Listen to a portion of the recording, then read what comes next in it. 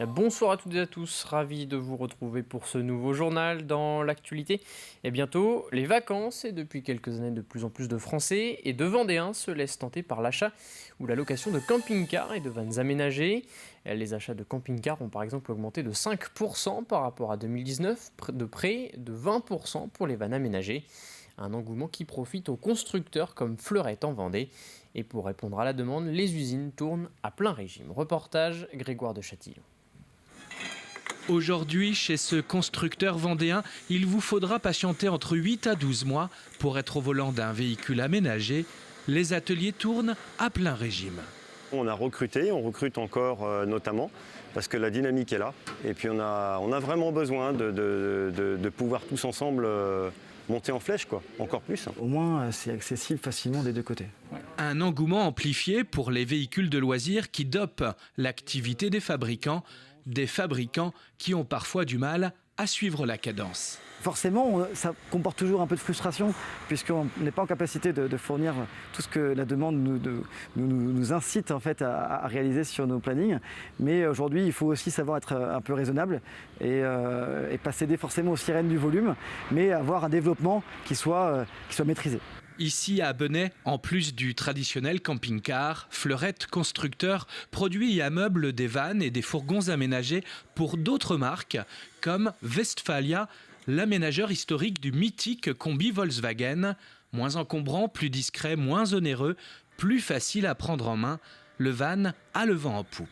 Le van est effectivement depuis quelques mois, depuis quelques années maintenant, en train de se développer très vite, puisqu'effectivement il est modulaire, il est agile, il peut être utilisé au quotidien pour partir au travail, en vacances, en week-end, en famille ou entre amis ou en couple. Et aujourd'hui, c'est l'une des propositions de vacances les plus attrayantes pour notre clientèle. Une envie forte d'autonomie et de liberté a aujourd'hui totalement démocratisé ces véhicules habitables. Évoquons à présent un projet de la ville des Sables-d'Olonne. Un institut du droit de la mer est actuellement en réflexion. Il en existe déjà un à Brest et un à Monaco. Et depuis plusieurs années, des colloques sont en effet organisés sur ce sujet. Ils regroupent des chercheurs, des scientifiques ou des universitaires français, mais également venus du monde entier. L'objectif de la ville est ainsi de créer un pied-à-terre pour ces chercheurs tout au long de l'année. Ensemble, ils pourront ainsi réfléchir à de nombreuses problématiques autour du droit maritime. Écoutez. Il y a beaucoup de problématiques qui se posent. On voit notamment avec les extractions de sable, la présence de l'éolien, les difficultés liées à la pêche, les zones d'influence, les zones maritimes, la différence entre les eaux territoriales et effectivement les eaux internationales. Ça, c'est des problématiques qu'il faut absolument pouvoir appréhender. Et l'idée, c'est vraiment de creuser ces sujets avec une approche assez universitaire pour pouvoir avoir des documents de travail qui ensuite serviront effectivement dans le cadre de contentieux. La plupart des chercheurs se retrouvent dans des universités qui ne sont pas au bord de la mer. Et en plus, l'avantage de se retrouver dans une ville qui n'est pas trop grande, mais où on a accès aux autorités locales, c'est de pouvoir en réalité avoir un accès plus large aux professionnels de la mer, pas forcément ceux qui se trouvent à Paris, pas que ceux qui se trouvent dans les ministères à Paris, mais aussi à l'échelon local, parce que c'est eux qui ont le premier contact avec les usagers de la mer. Après les Sables-d'Olonne, restons sur le littoral. À Jars-sur-Mer, un projet de réaménagement et de réhabilitation du port a récemment été présenté. Construite en 1973, les infrastructures commençaient à montrer de nombreux signes de vieillesse et d'usure. Des travaux de remise à niveau vont ainsi être effectués pour améliorer l'accueil des plaisanciers. La Chaîne-Mer va notamment être remplacée cet hiver et de nouvelles activités touristiques devraient débuter dès cet été. Il y a une priorité, c'est ce qui va être fait à la fin de l'année ou début 2022, c'est de remettre en fait une centaine d'emplacements pour les bateaux qui sont effectivement usés, qui nécessitent, sans rentrer dans le détail technique, de changer toute la structure d'amarrage. Et la seconde chose, c'est qu'on a aujourd'hui une étude en cours qui a pour but d'aider les élus à prendre des décisions sur la destination, le projet de Jars-sur-Mer demain, qu'est-ce qu'on veut en faire, comment on veut l'aménager, comment on veut le moderniser. Dans le reste de l'actualité, en parallèle de l'Euro de football qui se déroule en ce moment, un autre événement sportif mondial débute dans quelques jours, le Tour de France. Première étape ce samedi en Bretagne, mais avant, la traditionnelle présentation officielle des équipes se tient dès ce soir. Et pour la 7e fois, un Vendéen, Alain Fontaine, va suivre le peloton pendant ces 3 semaines pour la gendarmerie nationale. Il est chargé de la communication. Il s'occupe par exemple de diffuser les messages de prévention au sein des villages départ et sur le bord de la route. Rencontre signée Alexia Janet. Dernier préparatif avant de partir pour 4 semaines à parcourir le pays. Alain Fontaine est réserviste pour la gendarmerie, plus exactement chargé de la communication pour la 108e édition du Tour de France. Il s'agit cette année de sa 7e participation. Donc mon rôle consiste à médiatiser l'action de la gendarmerie sur le Tour de France. Donc dans la caravane publicitaire, on a 4 véhicules qui sont plus particulièrement chargés de diffuser des messages de prévention et de sécurité aux spectateurs pour éviter que les gens traversent ou ramassent un goodies bêtement devant un véhicule. Donc, depuis la crise sanitaire, pour diffuser des messages de rappel des gestes barrières. Cette année, 14 000 gendarmes des 4 coins de la France sont mobilisés pour assurer la sécurité des cyclistes, de la caravane publicitaire, mais aussi des spectateurs au bord des routes. On voit le monsieur qui est en train de ramasser un porte-clés devant un véhicule publicitaire, devant un véhicule de la caravane publicitaire. Les gendarmes sont obligés de faire des rappels quasiment tous les jours, quoi. Et dans une des éditions auxquelles j'ai participé, il y a une spectatrice qui a traversé une moto et qui est malheureusement décédée. Et parfois de l'inconscience. Et c'est plus souvent d'ailleurs les adultes que les enfants. Ça peut être aussi simplement des problèmes de voirie pour la caravane publicitaire.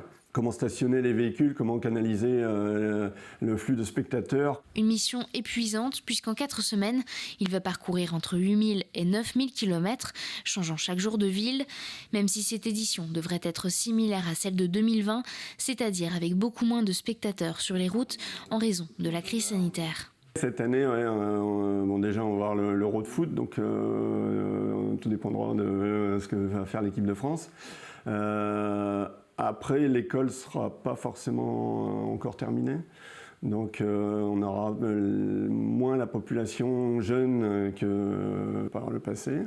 Et logiquement, je pense qu'avec le déconfinement, cette année, on devrait quand même avoir un peu plus de spectateurs que l'année dernière. La course part de Brest samedi. Elle fera un seul passage dans les Pays de la Loire le 30 juin, lors du contre-la-montre en Mayenne. Un mot de solidarité désormais avec cette initiative des lycéens des Établières à La Roche-sur-Yon. Depuis plusieurs semaines, ils se sont mobilisés pour collecter un maximum de denrées de première nécessité à destination des Restos du Cœur de Vendée.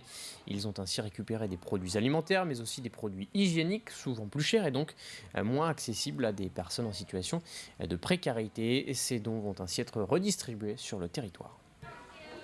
Tous ces dons vont être répartis sur nos 12 centres de Vendée.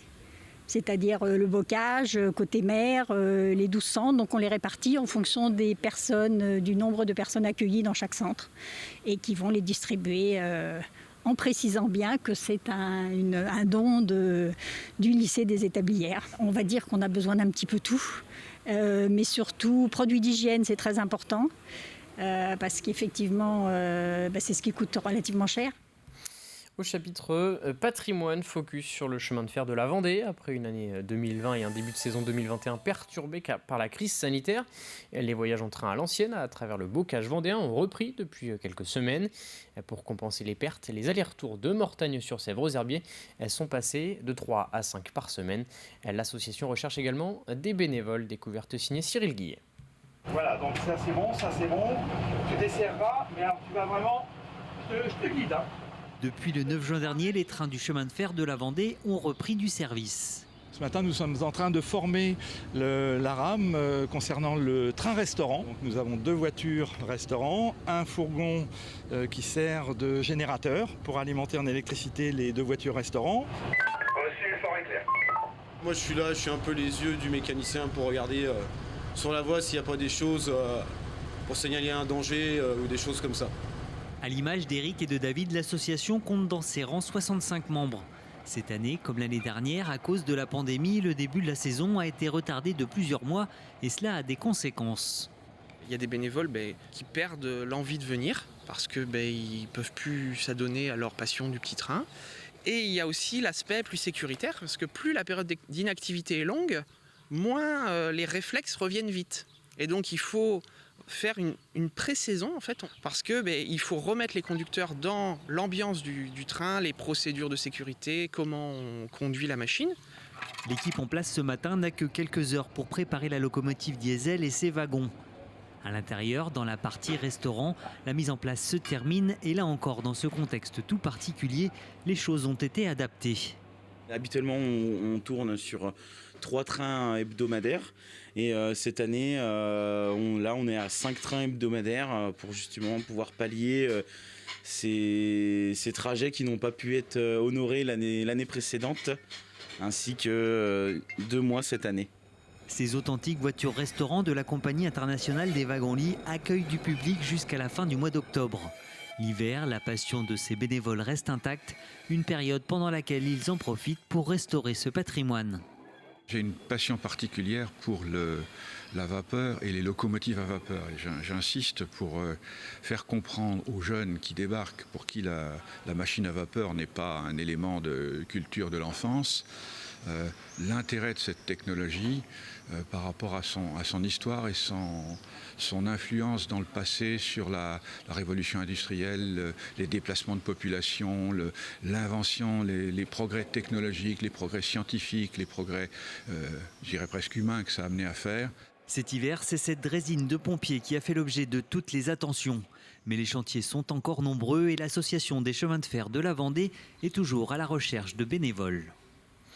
C'est la fin de cette édition. Je vous souhaite une très bonne soirée sur TV Vendée.